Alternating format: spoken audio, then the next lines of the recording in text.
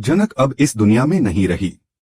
उसकी अंतिम सांसों की गवाही हॉस्पिटल के आईसीयू ने दी, जहां वह अपने होने वाली बेटी के लिए लड़ते लड़ते आखिरकार हार गई। उसकी आंखों में आखिरी बार जो तस्वीर उभरी वो थी उस मासूम चेहरे की जिसे उसने अभी तक देखा भी नहीं था। मिमी और अनिरुद्ध की आंखों से बहते आंसू थमने का नाम नहीं ले रहे थे। अनिरुद्ध के चेहरे पर गिल्ट, पछतावा और बेबसी की परछाई गहरी होती जा रही थी। वहीं परासार भी अपने आप को कोस रहा था। उसकी साजिशों का अंजाम इतना भयानक होगा, यह उसने कभी नहीं सोचा था। कनका और बुआ की जहरीली साजिशों ने आखिरकार झनक की जिंदगी को ऐसा मोड़ दे दिया जहां से वापसी का कोई रास्ता नहीं बचा था। जब झनक को हॉस्पिटल लाया गया तब तक बहुत देर हो चुकी थी। डॉक्टरों ने उसे क्रिटिकल बताया।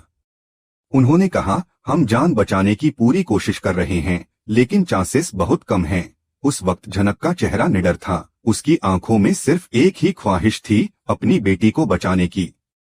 उसने डॉक्टर का हाथ पकड़ा और कहा, मुझे बचाने की कोशिश मत करना डॉक्टर, मेरी बेटी को बचा लेना। मैं चाहती हूँ वो जिए, खुल के जिए, बिना किसी अपमान के। झनक ने अपने प्राण त्याग दिए, लेकिन एक नई जिंदगी को जन्म देकर गई। उसकी बेटी स्वस्थ थी। यह सुनकर जहां मिमी के दिल को थोड़ा सुकून मिला, वहीं उसकी आंखें और भी ज्यादा भर आईं। डिलीवरी रूम के बाहर जब डॉक्टर ने सर झुकाकर कहा, we could not save the mother but the baby is healthy, तब मिमी की चीख पूरे हॉस्पिटल के कॉरिडोर में गूंज उठी। झनक, तू कैसे ऐसे जा सकती है? तूने तो कहा था हम तीनों मिलकर इस दुनिया का सामना करेंगे। मिमी, जो अनिरुद्ध की बहन और झनक की सबसे करीबी दोस्त थी, झनक की मौत को स्वीकार नहीं कर पा रही थी। उसका रोना, उसका हिलता हुआ बदन, उसका कांपता हुआ स्वर बार बार झनक को वापस बुला रहा था। झनक, प्लीज लौट आ, प्लीज लौट आ। लेकिन झनक की बंद आंखें अब किसी आवाज का जवाब नहीं दे सकती थीं। अनिरुद्ध का दिल पूरी तरह टूट चुका था। वह झनक के निस्संग शरीर के सामने घुटनों के बल बैठा रहा। उसकी आंखों में पछतावे की गहराई थी। वह बार बार खुद को कोस रहा था, मैं तुझे प्रोटेक्ट नहीं कर पाया झनक। जब तू अकेली लड़ रही थी, मैं तेरे साथ नहीं था। मैं तेरे दर्द को नहीं समझ पाया। मैं तुझे संभाल नहीं पाया। उसने झनक के हाथों को थामकर अपने आंसुओं से उसके चेहरे पर गिरे आंसुओं को पोंछा। उसने कहा, मैं तुमसे बहुत प्यार करता हूँ झनक। मैं हमेशा करता रहूंगा।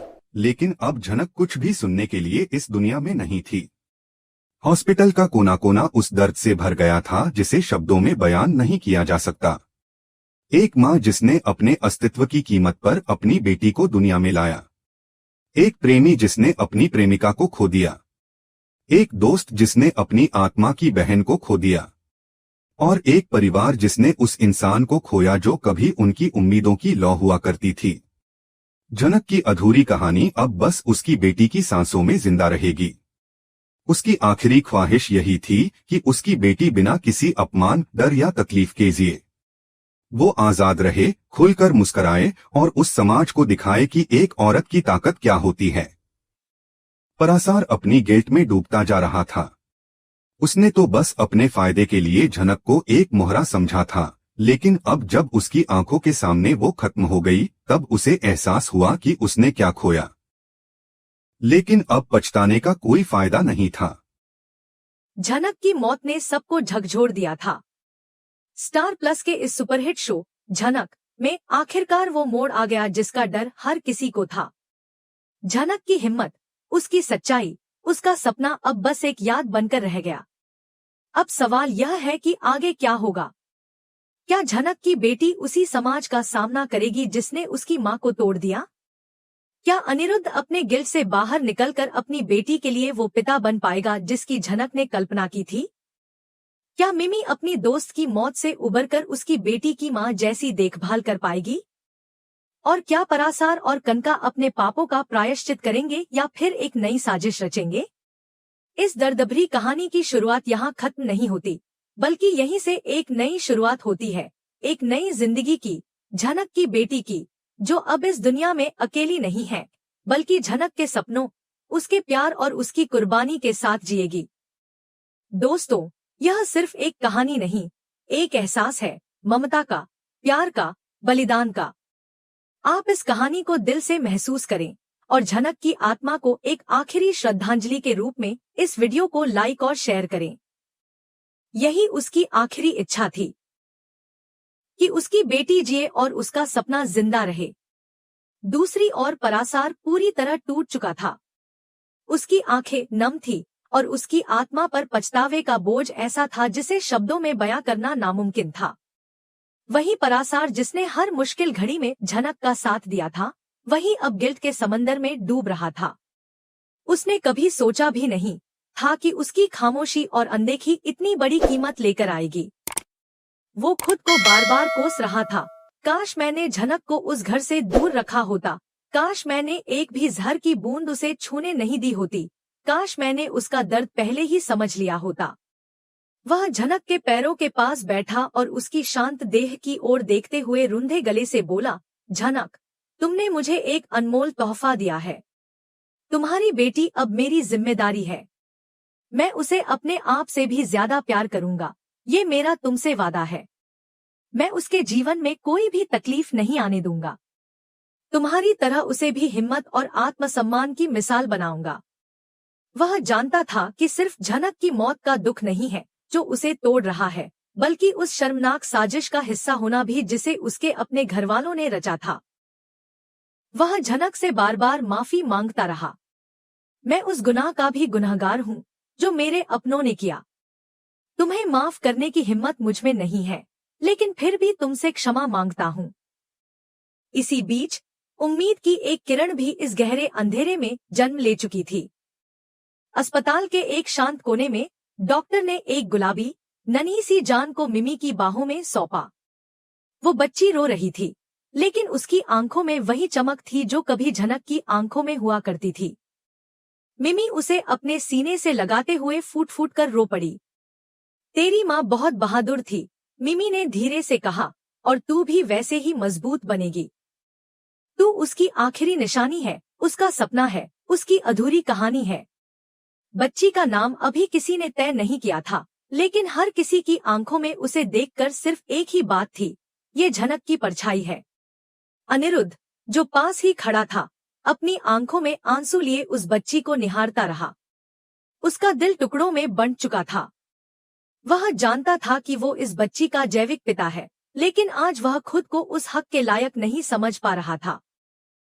परासार ने एक नन्हा सा काम किया जो सबकी आंखें नम कर गया।